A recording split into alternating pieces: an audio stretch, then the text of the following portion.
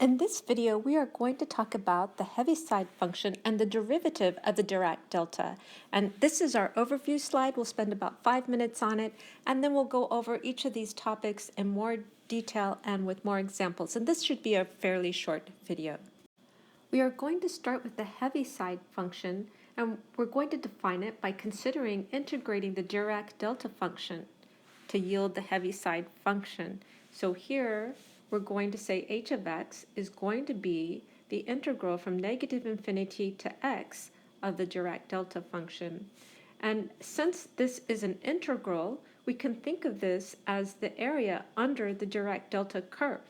So what we expect, since there's no area under the curve until we hit, if the Dirac delta is centered at 0, until we hit 0, then our area under the curve is 0 as x is less than 0, and then it becomes 1 right when we hit the 0 point. So x is equal to or greater than 1, the area under the curve is 1. So if x is less than 0, the range of integration does not include t of 0 and h of x is 0. And as soon as x exceeds 0, the integration range includes our t equals 0, and then our area goes directly to 1. We get all the area under the Dirac delta.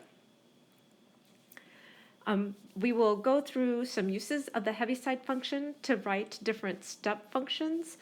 Your book tends to, from what I can tell, use only the Heaviside function centered at 0. But when I did differential equations in Laplace transforms, we did different steps functions. So I am going to review that. And then our final topic will be the derivative of the Dirac delta. And we're going to define the derivative, much like we defined the original Dirac delta when we did that, as how it behaves in an integral. And it turns out we're going to kind of investigate this using integration by parts. And what we'll see is when we integrate the derivative of the Dirac delta with a function, what it does is it picks out, or it sifts to find the negative f prime of 0. So it sifts out that value for our function f. So that's it for our overview. So we'll back up and start again at the Heaviside function. We get the Heaviside function by integrating the Dirac delta function. And so you can see that here. We integrate from negative infinity to x.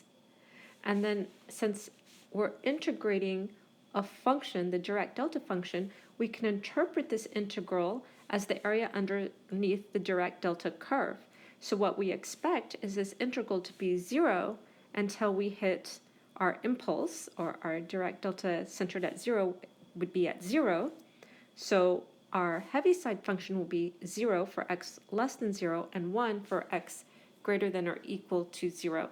And typically, or strictly speaking, the value of h of 0 is not well defined, but a lot of books, and often when I draw it, I define it as hitting this point 0 and then becoming 1. So again, for the picture, if x is less than 0, the range of integration does not include this point. So when we're over here and h of x is 0, and as soon as x exceeds 0, the integration range includes this spike of the Dirac delta, and the area under the curve is equal to 1. We get the entire area under the Dirac delta. Strictly, oh, I already said this. And if we associate the value of 1 with on and 0 with off, the function h of x, the Heaviside function, represents a switch that is turned on at time t equals 0. Next, I'm going to show you uses of the Heaviside function to do other step functions other than ones centered at 0. Here I have the Heaviside function and the graph for your reference. Now if we consider a Dirac delta that's centered at c, at x equals c, our Heaviside function, and I denoted this with a subscript c, so that later if I only write hc of x and this portion without the Dirac delta, that it's understood that this c is the offset, or the center of my Dirac delta. Anyway, so if this is the center of my Dirac delta, then I'm expecting 0 until I hit c, and then I get 1. One more example is to sketch the graph of y equals lowercase ht, where ht is the Heaviside function centered at pi minus the Heaviside function centered at 2 pi. I start by graphing each of these functions. So my Heaviside function of pi means that my Heaviside function is equal to 0 when x is less than pi, and then jumps to 1 when x is greater than or equal to pi. For 2 pi, then my Heaviside function is 0, and when it hits 2 pi, it jumps to 1. Now when I want to take h of pi minus h of 2 pi, so from 0 to pi, I have 0 in both functions, so that's 0. But once I hit pi, I have 1 in my h pi of x, but over here I have 0 in h of 2 pi from pi to 2 pi. So I'm going to have 1 minus the 0. So 1 from pi to 2 pi, but then once we hit 2 pi, both are at 1. So h pi minus h of 2 pi is going to give me 0. Ooh, I actually have one more problem. Let's sketch y equals f of t over here and express f of t in terms of a Heaviside function. So f of t is equal to 2 when t is between 0 and 4, 5 when t is between 4 and 7, negative 1 when t is between 7 and 9, and 1 when t is greater than 9. And the first thing to do is sketch, because this will help us. So between 0 and 4, we have f of t equals 2. And then from 4 to 7, f of t jumps to 5. And then from 7 to 9, f of t goes down to negative 1. And for t greater than 9, f of t is equal to 1. So we're going to build this up. So f of t is equal to 2 for t between 0 and 4. So here we are at 2. Next, something happens here at 4. We have another jump. So it's the Heaviside function at 4, or where our Dirac delta is centered at 4, and it jumps up 3 units. So to express that, we're going to say we have our Heaviside function of 4, so starting at t equals 4, and we're going to multiply, so we're not just jumping up 1 unit, but 3 units. So this will give us, for t equals 0 to 7, so this Heaviside function doesn't take into effect till we cross 4. So our function is 2. The moment we cross 4, we get 5. The next point in time something happens is over here at t equals 7, and our function drops down to negative 1. So since t equals 7, my graph is off. This should go all the way over here to t equals 7. So let me go to here. So for t equals 4 to 7, 4 to 7. And now I guess it was off earlier. Okay, so now from 7 to 9, so we need the Heaviside function centered at 7, and we need to multiply it by negative 1, 2, 3, 4, 5, 6 units. So here, nothing happens. This is 0. This part of the function is 0 until we hit t equals 7, or x equals 7, and then we go negative 6 units. So this is what we have for t equals 0 to 9. Finally, at 9, so we need the Heaviside function centered at 9, and we go up 2 units. And so this is our final function, f of t, expressed in terms of our Heaviside function. Our last topic is going to be the derivative of the Dirac delta. I have 2 things for review with the Dirac delta before we go to the derivative. First is the definition of the Dirac delta. So it's the function that when you do the integral, if your limits of integration include 0, here our Dirac delta is centered at 0, then our function will be equal to 1 and 0 otherwise. So it's the idea that we are 0 everywhere, and that at the center of the Dirac delta, in this case it's 0, we have this spike, that area is equal to 1.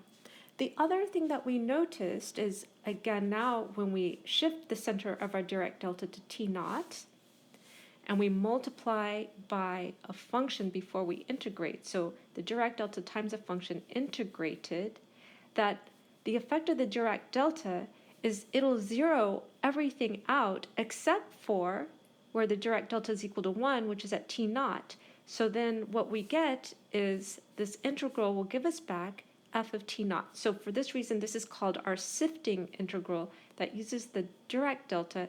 So out of our f of t, we can pick out the t naught. Now we're ready to look at the derivative, and for the derivative we're going to use integration by parts, which, to remind you what that is, if we're integrating from a to b, u prime times v of t, that will equal to u of t, v of t evaluated at a to b, minus the integral from a to b, v prime of t, u of t. We're going to use this integration by parts. We're going to set u equal to the Dirac delta and v of t equals to f of t so that we get this integral here. And this is the integral we're going to use to study the derivative of the Dirac delta. So again, now we have u prime of t, which is our Dirac delta prime of t, our v of t, which is f of t, so we have f of t. And when we use this formula, that will be u of t times v of t evaluated at ab. So u of t is the Dirac delta, our v of t is f of t evaluated at a and b, minus the integral from a to b, our v prime, in this case that's f prime of t, times u of t, which is the Dirac delta. Now because this is the Dirac delta, it's going to be 0 everywhere except at, and now we are centered at 0, except at 0. So this whole thing here, 0 times f of t is 0, evaluated at wherever you want, a and b, it's still going to be 0. So the Dirac delta zeroes out this whole portion here. So this goes to 0. And so what we're left is this integral negative t, the integral from t minus t plus dt f prime of t Dirac delta. So now, same thing, the Dirac delta is going to zero everything out except at t equals 0. And also another thing to note is this form here is the same as our sifting integral form, which is why I'm going to say that this integral here is going to be equal to f prime at 0, which means that this integral here, our original integral, is equal to negative f prime of 0 when our limits of integration include 0, and it's 0 otherwise. So much like this is the sifting integral here finds your f of t naught, this sifting integral here finds your negative f prime at 0. To review what we've covered in this video, first we talked about the Heaviside function, which is essentially a step function, and we got that by integrating our Dirac delta from negative infinity to x. And when we consider this integral as an area under this Dirac delta curve, we expect 0 until we hit where our Dirac delta is centered, in this case at 0, and then we'll expect 1 to be the area under the curve. So if x is less than 0, the range of integration does not include t equals 0 and the Heaviside function is 0. And as soon as x exceeds 0, the integration range includes t equals 0 and the Heaviside function is equal to 1. If we associate the value 1 with on and 0 with off, the Heaviside function represents a switch that is turned on at times t equals 0. We also did some other use of the Heaviside functions to parameterize other step functions.